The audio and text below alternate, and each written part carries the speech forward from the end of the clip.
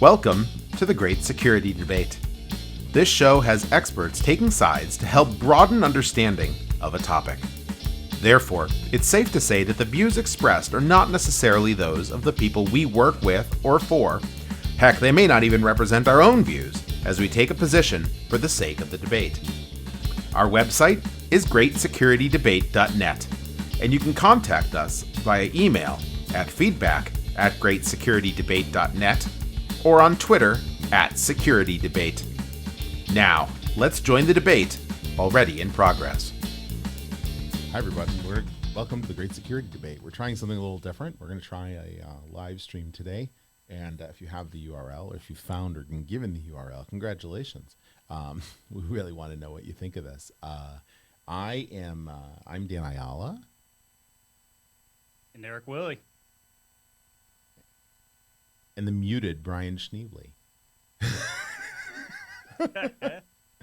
And the first go round was That's okay. Yeah. And this is the Great Security Debate, and I'm not going to try and keep switching things back and forth. So we'll go to this 3-up shot. And if you're listening on audio on the podcast that will eventually come of this, thanks for listening. We're glad to have you. The debate is not yet already in progress, but it's about to be. This week, Apple announced a new set of controls, a new set of intent to try and protect children from exploitation. This is a big problem around the world. It's a big problem in the U.S. And the release was that there's really 3 parts to this. I'll lay a little groundwork for everybody that's listening. And then we'll dive into it. And I think as we describe it, you'll start to see where the debate becomes interesting. That first of all, there's some parental controls, things that will go onto the device, things that will become part of software that parents, and this is important, can opt into. If a child receives a text, and they use the family notion inside Apple, that you can have family members, household members. If a family member that's under 13 receives a text message, they will get the text message, and the phone, only on the phone, just determines that it's a body part. That the phone will give the child a warning and say, "Hey, there's something under here that's maybe not right. You have the ability to click on it, but if you do, we're gonna let your parents know." And if they do, the parents know. If they don't, and it's blurred at that point. If they see it and they don't do it, the parents don't get any notification. For a child that is 13 to 17, the child will get the same notice, but the parents do not get notified if they click on it. And the intent here is that the parents will be notified to be able to say, "Are you okay? You saw something that was inappropriate." And I'll use that term in quotes because I know many people have different definitions of that. But, inappropriate, what do you, are you okay? So that's part A. Part B, and there is a whole debate in and of that too. But part B is that Apple is going to begin to look at people's iCloud photo base for images of exploited children. There is a database in the U.S., and there are similars around the world, of known child pornography, of photos of children that are being used inappropriately, that are being shared for illegal reasons. This database exists. It's shared.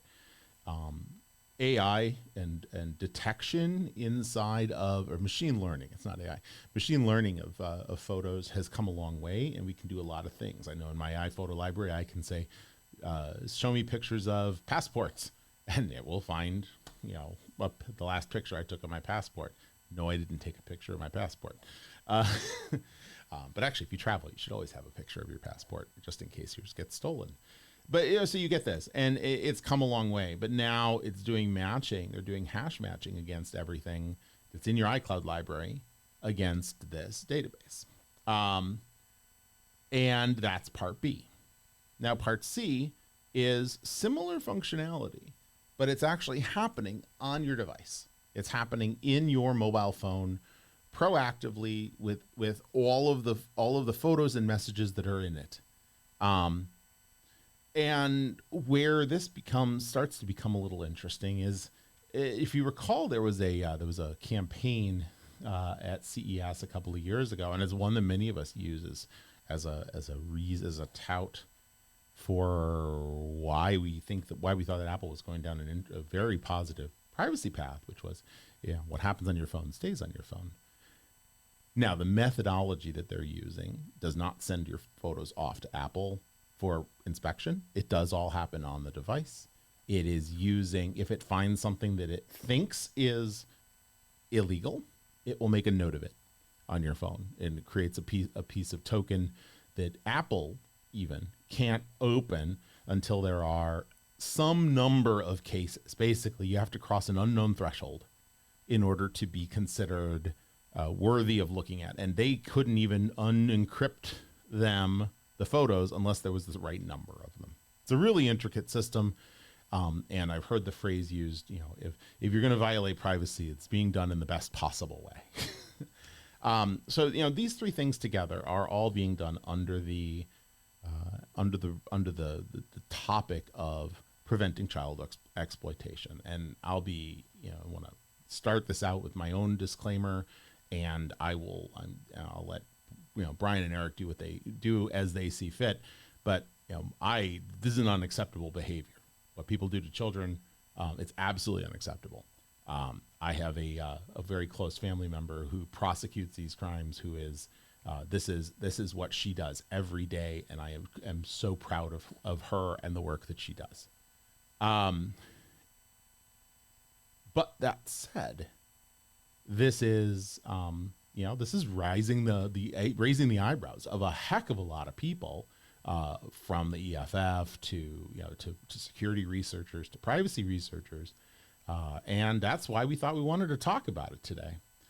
So, where do we want to start the debate, gentlemen? Well, I think, number one, that if we're going to cover this well-rounded, first let's get out of the way that some of the views that we may talk about are not necessarily our own. This is just exploring all of the different avenues around this, because there is a lot to unpack. And to build on, Dan, how you started out, I think it's good to acknowledge that we are unified in the view that what's going on with children is not okay. So I almost think that you have to somewhat take that out of the equation to really start breaking this down and what it means. At a high level, I get it. Apple's built out this intricate system on how they're looking at the photos and all that, but at the end of the day, it's still software. Software is created by humans. And I mean, granted, we make no mistakes, so I get that. But you've now taken an end-to-end process and you've shimmed it. Albeit it's a non-traditional shim, it's much more complicated. There is still something in the middle now that is watching what we're doing, all predicated on the definition of the greater good. And I hate playing the slippery slope argument, but you have to kind of get into that to look at this and who defines what the greater good is. Today, I think we could agree noble cause and why they're doing this, but what about tomorrow? I mean, if we go back to election cycles and what would have been done with tax returns and targeting certain people who vote certain way, human nature is to better thyself. Now, not saying this is holistically applied to everybody, but as soon as you start creating, and we've talked about it as part of these podcasts, there is a lot of great technology that's been created with great intent that then transitions to something it was never meant to do. And I begin to worry what this looks like down the line. Well, and I want to, Brian, just give me 1 second. The thing you mentioned at the beginning, the fact that this is unacceptable, this is actually one of the core pieces of the debate, is that this is a topic that many people feel afraid to come out against, because doing so means that quote, it's easy to jump to the conclusion that somebody who criticizes this is, quote, against protecting children. And I think this is not a zero-sum game where if one is good, the other is bad. There are, as with everything, it depends, and there's shades of gray. And so, I think it is okay to come out against technologies that have follow-on implications. It does not mean you don't want to, that you want implicit harm to the original population that was intended to be protected. And unfortunately, the discussion often trends that way. So, please voice your thoughts. If you're, if you have thoughts on this, please let us know. We're really interested. Yeah, no, I wholeheartedly agree. And this is one of the things that wife and I were sitting up talking about too, because you start down the discussion first on privacy. Well, I shouldn't say start down first. I started down the path of privacy. Eric, when you were talking about a shim, even a little back door, even the smallest back door, even just a tiny little hole back door, somebody will find and try to exploit. And it goes back to, well, what's the risk, right? What are the chances of this happening? And it's not that what are the chances or what are the risks. Once you create that little back door, somebody's going to keep searching for it and searching for it and searching for it until they find it. That's the security side of it. But on the other side, when we were talking specifically around our own children, and would we want to know? Yes. Would we want to protect them? Yes, absolutely. And that's the inherent parent in you, as well as the idea that what we read about today and what we know about that's going on too. If there's a way to combat that or fight that, I'm absolutely for it.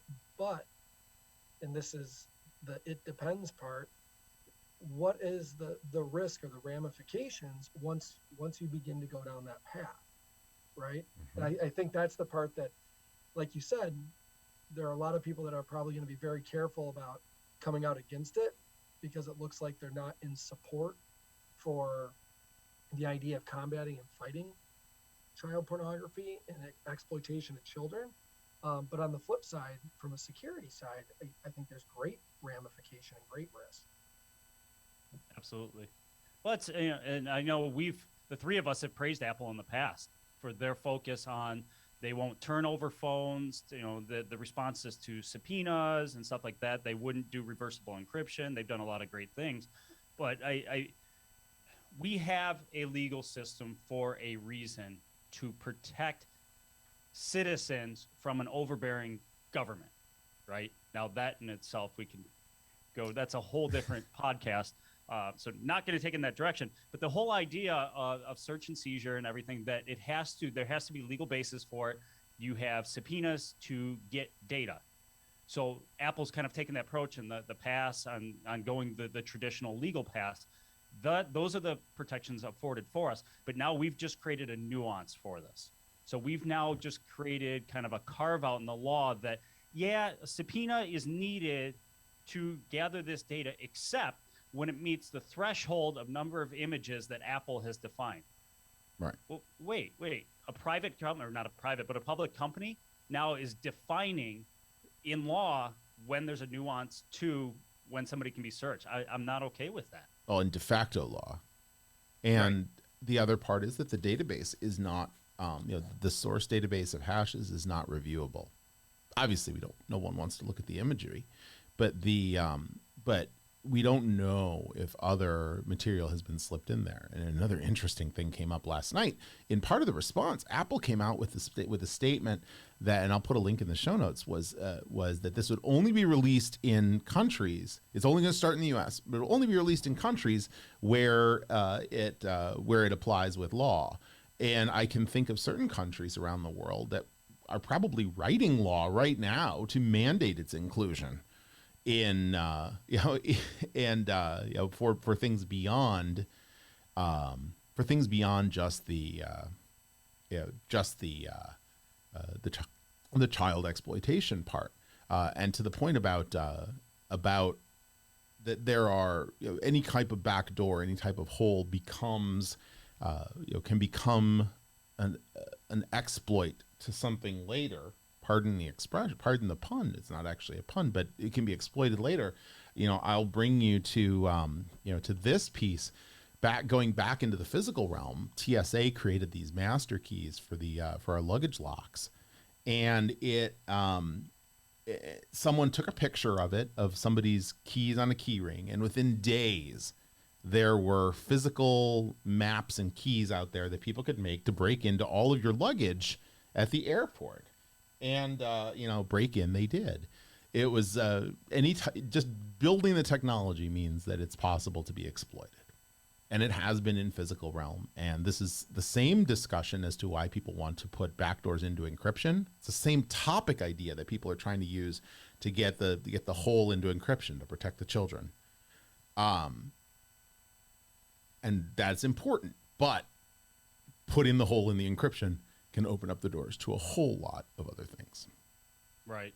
Yeah, and I think we got to be careful not to. We do have to call out that, like you said, it's not a zero-sum game, right? It's not either we do this or we just do nothing. We just let these people run rampant. That's not the equation. There is a ton being done on this front. So you've got a relative that's prosecuting this. I have I've talked to law enforcement agencies on how they're tracking this with different websites and being able to track who's connecting to them. There's a lot being done in this space. Certainly not perfect, but I keep coming back. I struggle with this. I think this really is a slippery slope move.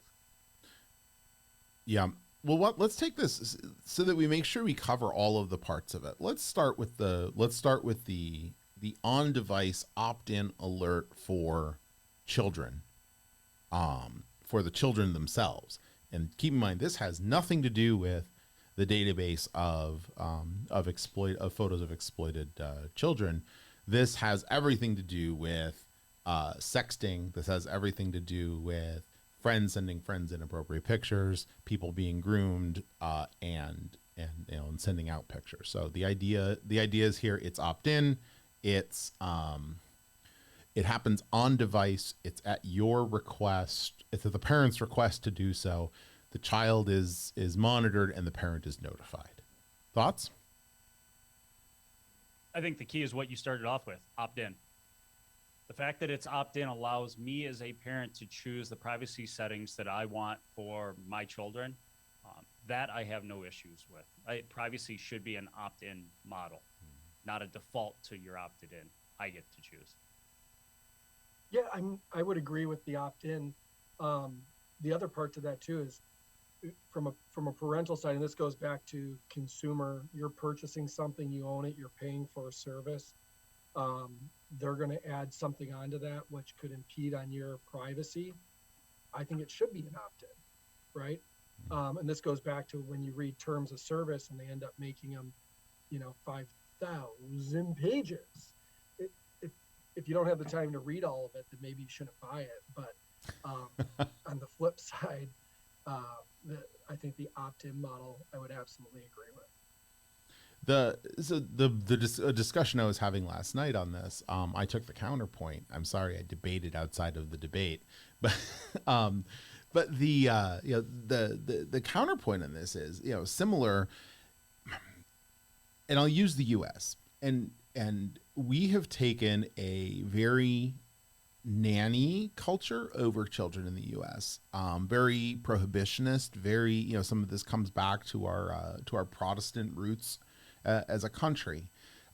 We don't have discussions with our children about what some of these things look like to the extent that they need to happen, because we're embarrassed to have those discussions. It's not a fun topic. But in having this discussion with other people, the idea that if we were to suck it up and have more meaningful, detailed discussions with our children about what this looks like, what it is. I've had very frank discussions. My child knows what I do for a living, and they know the things I've had to go through in the past. He and I have had lots of discussions about, what it is to be in this field. And he both understands that, that there are things that can be seen and understood by me should I decide to go look. And at the same time, he also understands quite deeply the implications of certain actions coming against him, where he hears or sees the people reach out. He sees, kinds of discussions. He's very wary about anybody that comes in that's not in his circle. And it's not that it has to be monitored. It's more that you build awareness. I think of it. I came to the security awareness discussion where you have to build this culture. What happens if you build this culture where the kids aren't afraid to come and say, "Hey, I got this thing." It's not embarrassing. It's not. You're not going to crush them for having. The equivalent is for having clicked on the phishing. For having responded to somebody and then said, "This is a little weird," and come to you. So does creating that more open culture preclude the need for the oversight nanny and alerting? That one is packed. We could go for a while. I mean, yeah, going into the philosophical views on parenting, technology, yeah, that. and your view will likely change the age of your children based on the age of your children right, too. Right. Yeah. No, I get your point. I mean, because that's what we've done is we've allowed the parent to take a step back and still continue not having that conversation, and we've met it with a technical feature to try to be the nanny, as you said. It's interesting, kind of going down that path as well. As I step back, because I originally started off saying, I support this, it's an opt-in model, but if I'm going to take the stance on the previous conversation that it's a shim, this also is a shim. So therefore, I guess I can't stand behind it. I just, anything that is giving way to breaking down what should be an inalienable, no, granted, that's not a thing in the U.S. Having privacy is not an inalienable right in the Right. U.S. Whether it should be or should be. Justice Brandeis's comments aside, or not, it is not codified in law that it is an inalienable right, much to, I think the chagrin of all three of us. Right. But I think we should be doing all we can as practitioners to preserve that and build barriers around privacy. And the opt-in, even though it's an opt-in model, it does break down some of those barriers. Real quick, I just want to mention one thing, all right? And this is what Apple's method is. It's a method of detecting CSAM, child sexual abuse material. And how they go about doing it, right, is supposed to protect you from, say, if you have pictures of your children in the bathtub that you sent to your parents, or pictures of your kids running around naked in the sprinklers outside. It shouldn't be part of the child sexual abuse material that's floating around there. But I'm going to throw this out there, and everyone's going to say that, Brian, you're way outside the boundaries, or you're coming up with hypotheticals of what ifs, that everybody can have what ifs. But I'll tell you this: in the last 30 years, every time I've come up with some what ifs, guaranteed one or two that year somehow become true 5 years later. Now, what if there was some type of program out there or tool set, maybe it was called Pegasus, that people bought and were using, okay, and was able to get into your cell phone and look at your material that you're sending, right? You may not be into child pornography or child sex abuse or anything else, but you might have been sending pictures to your parents. And the type of people that were buying Pegasus, outside of just government officials, were human traffickers, also drug kingpins, a wide variety of people. And unbeknownst to you, you were on their list for some reason. Maybe you were Jeff Bezos. Maybe you were just some wealthy, important person they were trying to keep track of. Maybe you were a government official, maybe not even that high up the chain. But you were sending pictures of your children to your parents, and somehow they got a hold of them. Then somehow this person takes those pictures, crops them out, and uses them in a plethora of other pictures that are used as child pornography. A zoom in close on your young daughter sitting in front of a sprinkler. Would that be added as one of those hashes? And as your father is sending it then to your uncle, like, look at said grandchild, is it going to be flagged? I'm just throwing it out there, and it's so kind of far off base, but these are the things that could happen, and then there's more to that I was going to add. Well, there's six steps. It's part of the 6 steps to Kevin Bacon. This is step 1 that eventually leads you to more of the scenario. What you described is more of a you've actually arrived at Kevin Bacon's scenario. And I apologize for bringing Kevin Bacon's name into this at all. And just to clarify, Brian, what you just described is not at all part of the parental controls piece. You're talking more about what's happening with the correlation of your stored photo library. Yes, 100%. So Okay. that outside of, for the majority of people, let's say you opt in because you do want to know what your kids are looking at. Yeah. Now, regardless if you opt in or opt out, the type of people I shouldn't say the type of people. I don't want to. Let me reiterate this. For people that are into child pornography, any phone they own, they are definitely opt out, right? They are not opt in. But this also Right. only affects people that are age 13. The opt-in only applies to people under 18, who are defined as under 18 on the Apple household. Right, totally So understand. it's a recipient thing. Totally understand. But regardless, any phone within their ownership, especially let's say if they're housing people, right?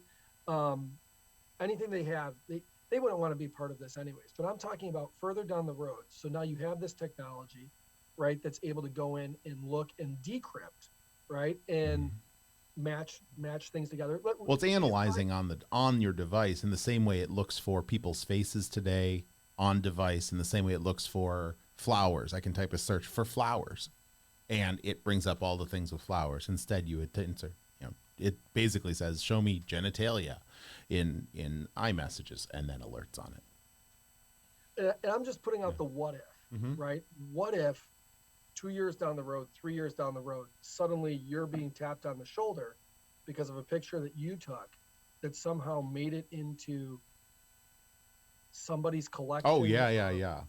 Of child pornography, and Well- that's the scary part for me. And it could be happening, right?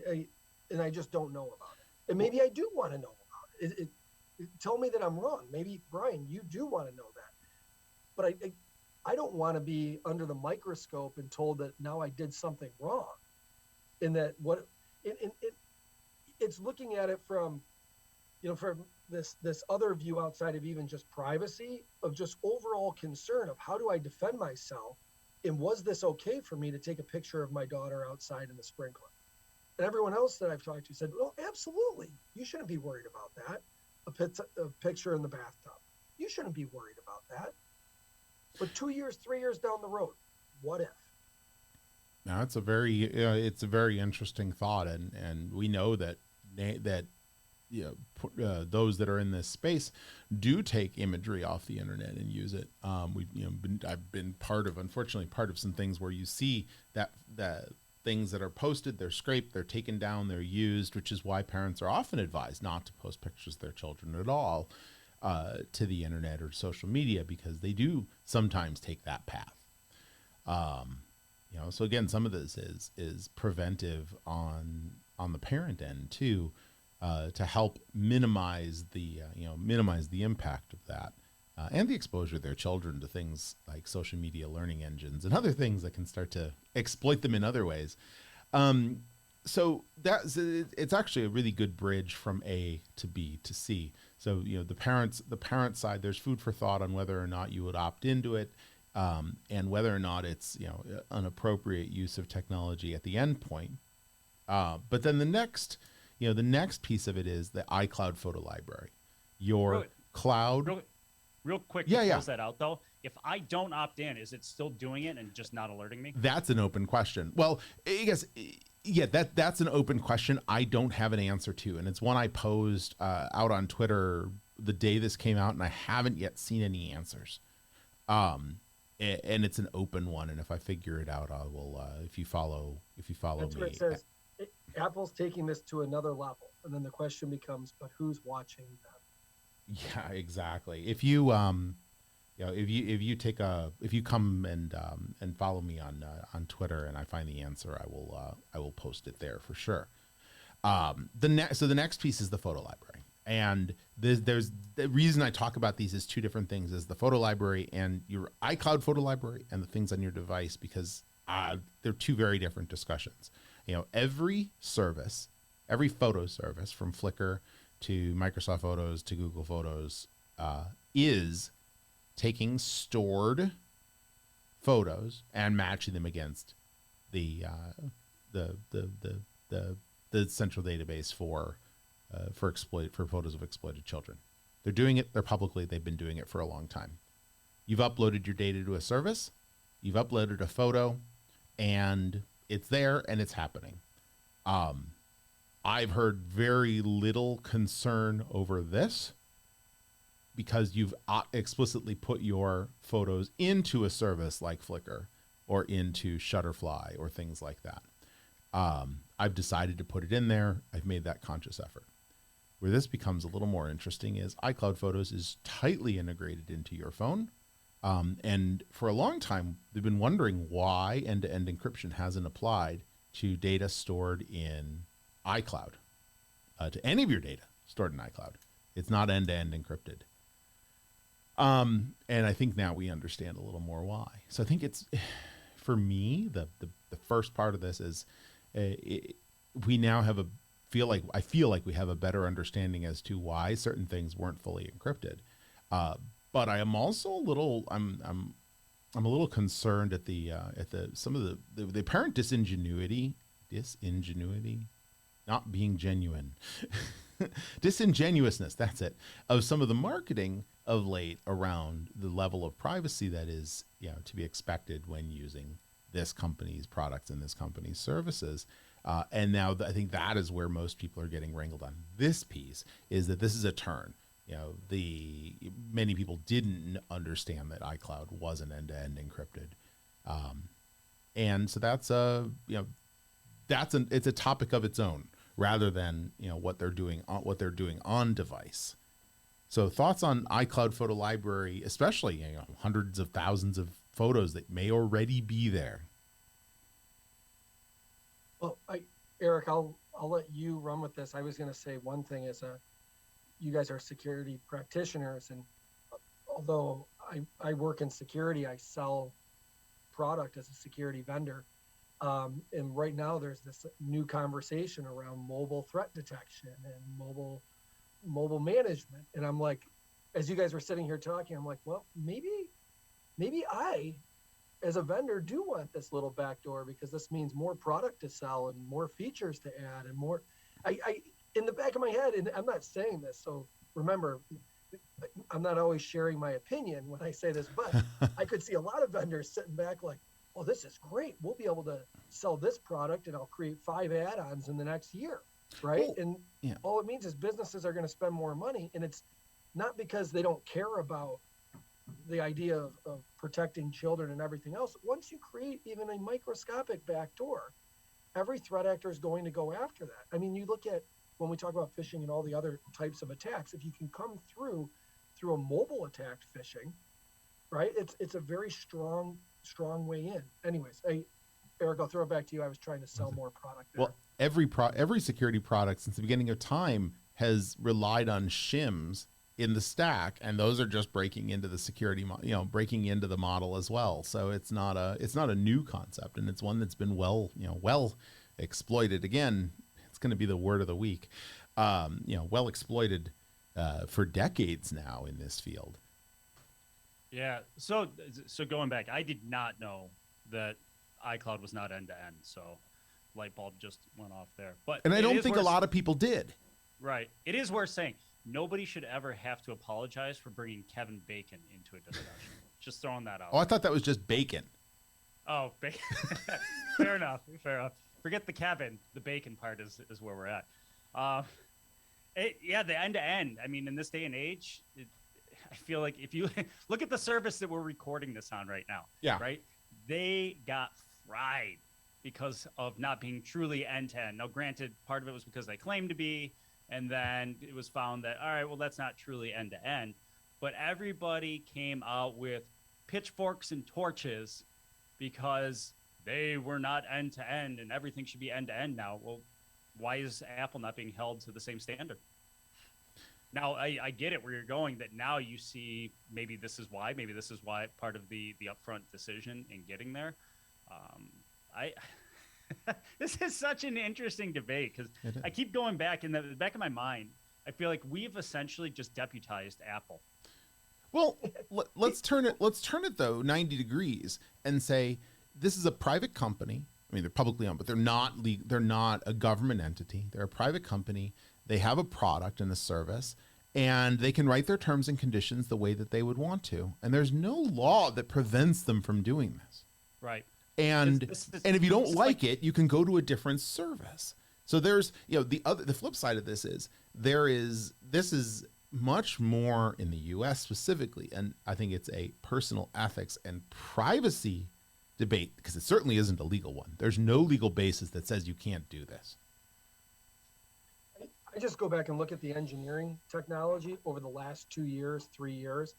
The quality of the cameras going into the phone, and that's something Apple has really touted and talked about. Yeah. That was there an end goal in regards to we can get to a certain capability, regardless if it's just the camera pictures that are coming through, with being able to look at them, analyze them, and we all understand from a marketing sense how that was being done over the last 5 to 10 years, and how pictures, what you wrote, everything, right, and how whether it was Facebook or LinkedIn or some type of social media, to be able to look at how to market towards you better. And now they're looking at that and saying, well, what if we use this technology for good? What if we said we can take the same technology that we were using to figure out how to market to you, to figure out how to protect children? So it sounds great, but in doing it, and this goes back to the security side of it, the business side of it, if you create a backdoor, it's still a backdoor. Even the smallest, right. I mean, when you drill a hole in your wall, right, to go ahead and hang something, and then you decide to take that picture down and the hole's there, you have to patch it. But once you patch it, it's not brick and mortar anymore. It's How'd you know I was working on the bathroom? I just remudded an area where the bathroom towel racks have come down. Will I be able to put the towel rack back in the same place? No. Right. Yeah, I don't know if I'd be willing to go to the length to say that Apple always had this in mind in the evolution of some of these features. I think it's probably more opportunistic. And I think some of that gets into what I've mentioned before on shadow pricing, right? Shadow pricing, it gets into what is the average cost per feature that a consumer is willing to pay as incremental investments or as it changes, right? And as that price draws down, it's because things become commodity. The phone is a commodity now. Battery life, a working OS, the compute capabilities on it are by and large, now there's nuances and you get a lot of emotions around Android versus Apple lovers, but a lot of that, let's be honest, it's kind of the same. So what then Apple started doing is the features that mattered, and then they started, well, we'll give you a better camera. And now that one had a high shadow price because I'm willing to pay more to get that better camera on the phone. So I think this is the evolution of consumer demand. And then Apple just, again, light bulb goes, hey, we could use this for something else.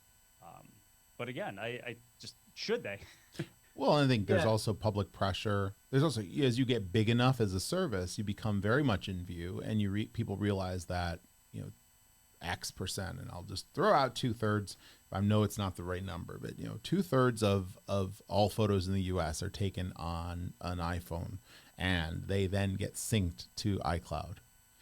Now you have this repository, and you have a problem. You have a problem that needs solving, meaning that people are using technology to move photos of children, and the public pressure begins to mount. Layer onto this antitrust, there may have been, and I have no idea if this is the case, but there may have been, trade-offs. We'll do A, if we can relieve pressure on B.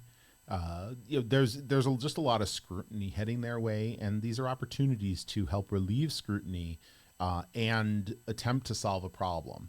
What I'll be really interested in is whether or not there is an ear toward the criticism, or whether or not it will be a too bad, so sad, which I know developers have often felt when dealing with Apple's App Store.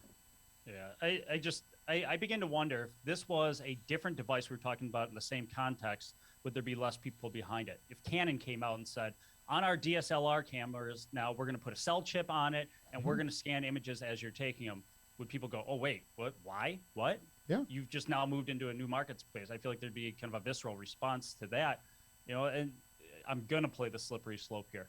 What if Google starts doing it and decides, hey, we've got Nest cameras everywhere, or Ring decides to do it, that we're videotaping everywhere and we're just going to take stills and we're going to do that? Well, I Don't think, we have a problem? yeah, I think so. And I don't, but you layer on the fact that Apple has been so vocal about privacy. So this is one of the risks of, yeah, Amazon, Brian, Amazon Sidewalk, huge. That's another 4 episodes of the show right there. But Apple's been such a huge and vocal purveyor of privacy as a fundamental human right. Like Tim Cook says, privacy is a fundamental human right. And I can quote that. It's that consistent of a message. And that's been, to have to make this kind of a turn is, I think they're getting a lot more pressure because of that. And this is one of the reasons that many people don't want to put security and privacy into become a tent pole of their products and services, for fear that they might have to, recant on it or be forced to do something a little different that makes them have to walk that back. And you get this reaction from people when you do that. All right, I'm going to play the other side now. Okay. So we're talking privacy from the perspective of the child.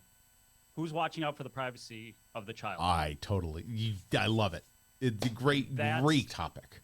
And that's, I think, where you could make the argument of an Apple, a Google, some of those stepping in, that there's really nobody that's doing a great job of looking at it from their perspective. So they're going to step in to try to help that. And establishing these behaviors, these behaviors in children early, that they know they're being watched all the time, means that down the road it becomes normal. And so now you've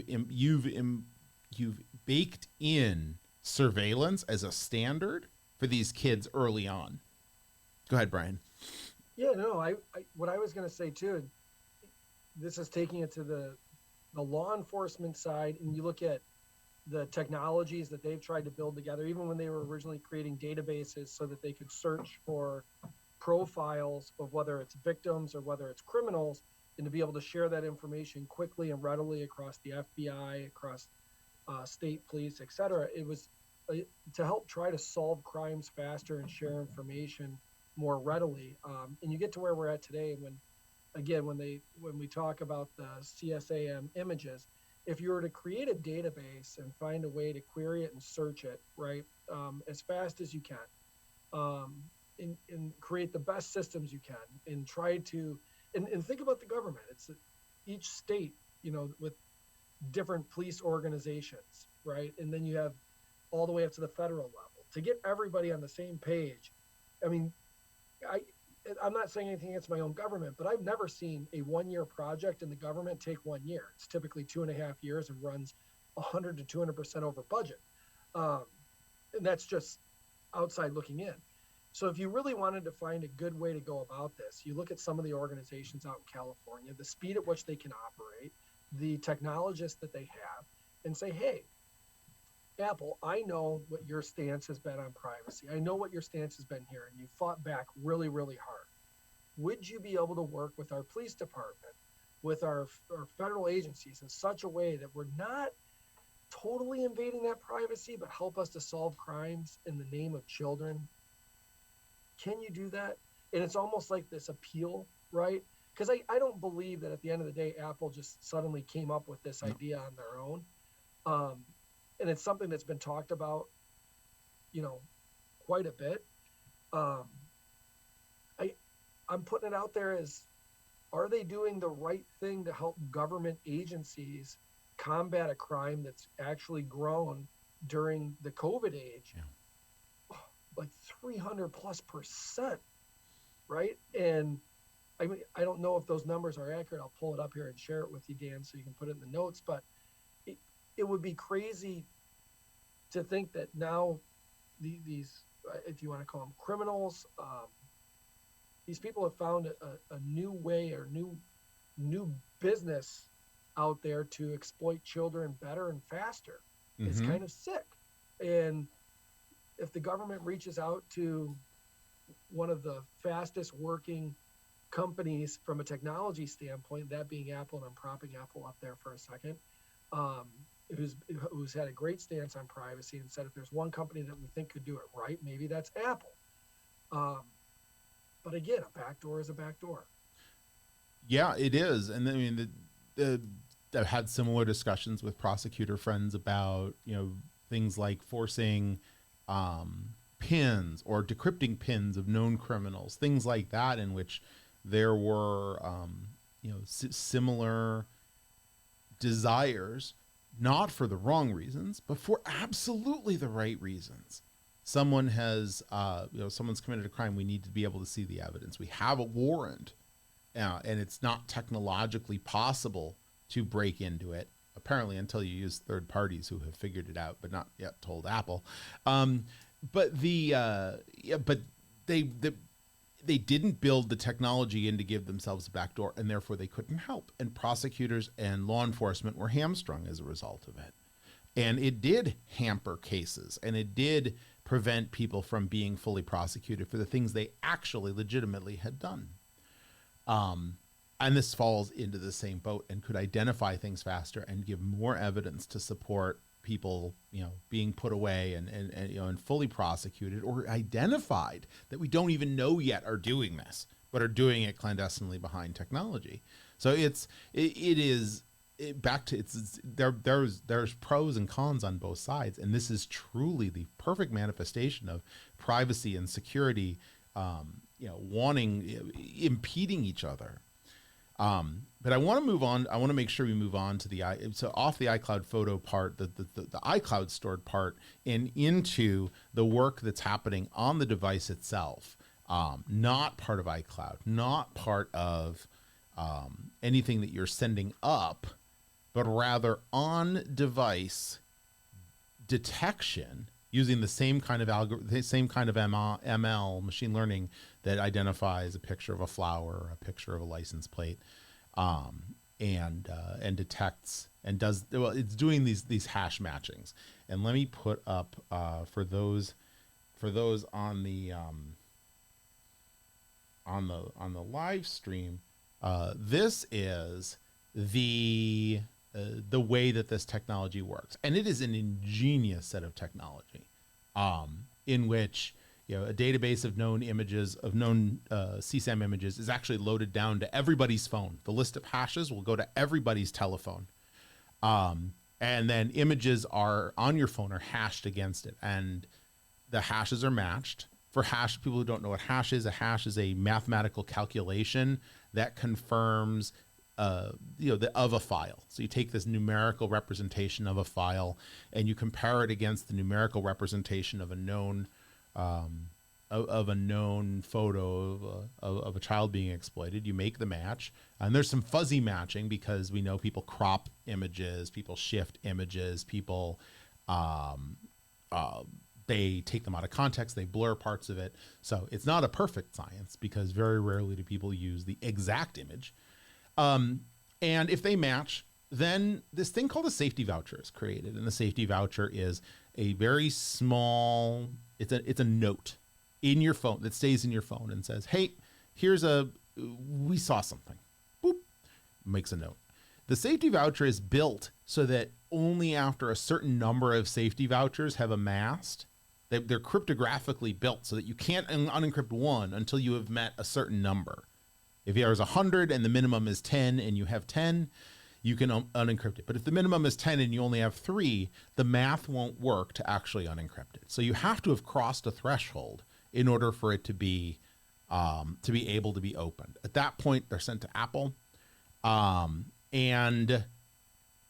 I think they're sent to Apple as the safety voucher is created, but unencryptable. Or undecryptable at that point until you've achieved a certain number. When they've achieved a certain number, then Apple gets alerted to the fact that these safety vouchers are there, and it goes through a human review to make sure that it is what it is. And if it is, then they alert authorities. So this is all happening on your device. Your photos are not being uploaded to a service. Your photos are not actually being looked at until they have some algorithmic indication that it's a systemic problem, so not a one-off. So in theory, it's not just the one picture of your kid through a sprinkler. And by the way, they're not matching on things like, naked children and sprinklers. They're matching on, this is a known child porn photo. So this is the technology, and as it goes, it is a very good approach to try and keep information on your device to do this kind of testing. But my question is, under what, I'm having trouble saying this the right way. I come back, I picture Tom Cruise and pre-crime. And I picture, Minority Report, for all of its great graphics, actually, continues to come up in discussions a lot as we look at how do we prevent crimes versus how do we detect and respond to them. I know in the information security world, I think the preventing, by and large, we've come to the idea that, your attacks are going to happen. Now it is as much about how you respond to it than it is about how you try and prevent it all the time. So, yeah, okay. I mean, as I look at this diagram, for me, what stands out is remove the acronym CSAM. Mm-hmm. So you have hashes that you're bouncing up pictures against. We don't have to go back that far to look at the Patriot Act and see what happened in the context of that. That what now? When you see another version of that come out, and, well, you're already bouncing hashes up. All right, here's another set. Bounce this off as well. And this could very quickly spin into a police state, into just mass surveillance. I mean, not that it's not happening subvertly today, but and we can't audit. No one can audit that list of hashes. It just happens in the background. It is not. They've been clear. It's not auditable to know what's in it. Yeah, and I know you, when you were explaining it, in the back of my head, what I had was, if you really wanted to implicate somebody or do something mischievous, one politician setting up another one, you had a picture of that they shared of their daughter, and you were able to go ahead and crop that image out, put it into something very, ouch, not good. Then serve that up to a crime group, make sure it gets spread 1 million times over, knowing that it will end up in a database, and knowing that that picture will be shared, and then somehow, boom, that person gets flagged, he gets notified, and it just becomes a big kind of, I can't believe this happened, look at this. And now you have a politician up there slamming his hand down saying, look what can be done, look what people are capable of doing, right? And that's several years down the road, maybe, let's say that happens, but it could. And this just goes back to, I don't think we don't live in a perfect world. It's an imperfect world. And like you just mentioned, the idea of prevention versus looking at it and saying, now, how do we react, or how do we respond to these things as they're occurring? I don't know that there's an easy answer or a right answer, right? And I get the fact that we're saying that this could be like what we were talking about earlier, governments and companies being able to police the content of private communications, right? It's one of the reasons why Saudi Arabia invested in Pegasus, so that they could police their own people to know if they were talking about the government in a bad way. What Apple's doing right now has all the signs of, we're doing this for the right reasons, but being in the security space, we have a greater understanding of how many times things like this become exploited and used for other reasons. So while we're talking about the exploitation of children, what we're talking about is the exploitation of technology to be used against either your privacy or for other operations. And I think that's the big distinction that needs to be made. I think everybody on here agrees that, well, we're in favor of something that would protect children, how we go about that, in the technologies and how they're set up. And Dan, like you said, it's created in a very sophisticated manner to try to make it as buttoned up as possible. But at the end of the day, again, you don't have access to what any of those hashes are to review them. And Erik, like you said too, it becomes almost like back at the Patriot Act. At what point does someone say, hey, we have the capability to do it, let's just put that in there real quick and take a look at it? Because they have the ability to use Siri. And then you talk about the things of sidewalking. all the other functions, right? Between Right. Apple, Amazon, Google. Go ahead. Well, no, and I was going to say, and let's not forget that in what you're playing out in this theory down the line on what could happen, we have seen iCloud targeted at mass. What was it, back 2015, 2016? There were a ton of celebrity photos Oh yeah. that were released. So that's data coming back out. But Brian, it's not too unfathomable to look at data going in. With these accounts that get popped, I can now set somebody up, Yeah. and it's going to trigger that. Denial of freedoms attack. Yeah. You plop this in, it gets detected. And, in theory, the audit trail should show that you didn't necessarily bring them in, but that's not a guarantee. And I think you also have to look at, and this is going to be my own little soapbox, but if you look at society right now, that you are guilty until, oh no, wait, who cares? Because it's all about the headlines. Yeah. It doesn't matter if you actually are proven that it wasn't you or anything like that. The headlines are what sell and how you get convicted. Yep. And right, the court of public opinion will rule well before due process will take its course. And it's hard. I think it's easier to get proved innocent in court than it is to undo what that first impression people heard when you show up on the 11 o'clock news. Ethically, could you make the argument though, if you save 5 children, is it worth the trade-off of the 1?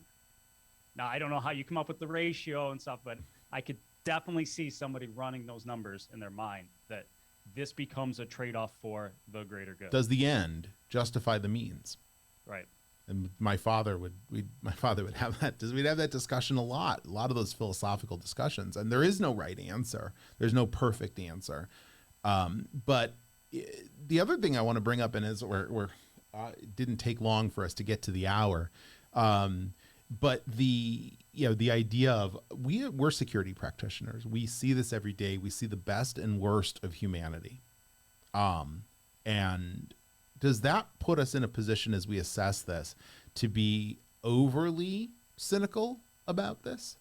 Or are we just able to see the long road and see where it's heading, but alerting on it before others are ready? Or is this, does this are we too jaded to be able to make these comments right now? It's all predicated on one's ability to take a step back and reflect on your own viewpoints and it gets a little deep. Because as an industry, depends how you position it or sell it. I mean, literally, when I said to Kelly, I said, I guess you can cut that part out. It all depends how you position it or sell it, right? Like I was telling my wife, hey, did you know that Apple's going to start looking at all your photos, scanning them? Or it could have said, hey, did you know that Apple's come out with the technology to try to protect children from child exploitation? Like the way I positioned it to her was because I was looking to get a reaction, and I did. She was like, what are you talking about? They can't do that, or that can't be allowed. And then you dive a little further into it, right? And explain how they're going to do it, and the technology behind it, and everything else. And she even asked, so would we use that? And I was like, like, I get it, because we have a child that's getting ready to enter into, the end of, or the beginning of middle school, right? And it's right at that age. And we try to talk about those same things. When do you have those conversations? Mm-hmm. It's all in how you position it and sell it to the people, right? And if you can if you're Apple and if you're the government, if you can get your arms around this, faster, right, to get more buy-in from the general public, it'll be very hard to stop the train once it's in motion. Right. And I'm interested, and I will be soliciting feedback from people on this around, that I run into that are not in security or technology or privacy field, because I really do want to understand how this is seen, and what are people willing to give in order to help achieve this particular outcome. I do know that I live a little bit further on one end of the spectrum on this because I, being both a security and a privacy practitioner, which this is one of those days where the idea that both of those can live in the same mind proves out how difficult it is to be able to think about privacy and security in the same brain. And we've had other episodes about this, and anybody who talks to me for more than 10 minutes knows that we'll get into this part of the discussion. But this is where it comes to do its most battle, those two topics against each other. But before we go, I want to close and just point everybody toward the National Center for Missing and Exploited Children. This is a group. This is an agency that does great work and does work to make sure that people are, that children are safe in what they do, and that they can help better protect them. Missingkids.org, I believe, is the website, and go take a look and learn more about what's going on. But at the same time, there's more to this discussion, and we'd love to hear more from you. So please do let us know what your thoughts are. You can email us at feedback@greatsecurity.debate.net, or find us on Twitter @SecurityDebate, or leave comments in the chat of this of the live YouTube that will be available for review if we decide to post it. And you can always find us on our website www.greatsecurity.debate.net, and we look forward to seeing you again soon on the next Great Security Debate.